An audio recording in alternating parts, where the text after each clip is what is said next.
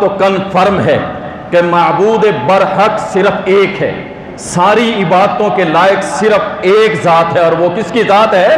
اللہ کی ذات۔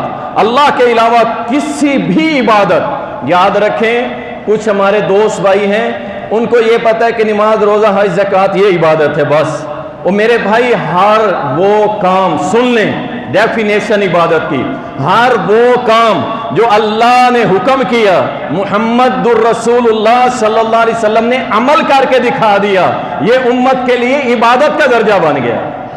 کوئی بھی کام ہو یہ عبادت ہے۔ نکاح یہ بھی عبادت ہے۔ آپ کہیں گے مولانا یہ کیسی عبادت ہے؟ بھائی عبادت ہے، اللہ نے قرآن میں حکم دیا وَانْكِحُوا، نکاح کرو، میرے محمد نے کر کے دکھایا۔ آج جو بھی اللہ رسول کا حکم مانتے ہوئے نکاح کرتا ہے گویا اس نے اللہ کی عبادت کی۔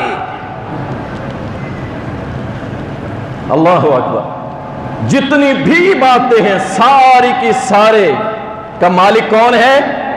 ایک اللہ کی۔ اللہ ہم سے راضی ہو، اللہ اسی عقیدے پہ ہمیں موت دے۔ ہمیں اور کوئی عقیدہ نہیں چاہیے، ہمیں اور کوئی ذات چاہیے ہی نہیں تیرے علاوہ کہ جس کی ہم عبادت کریں۔ اللہ اکبر۔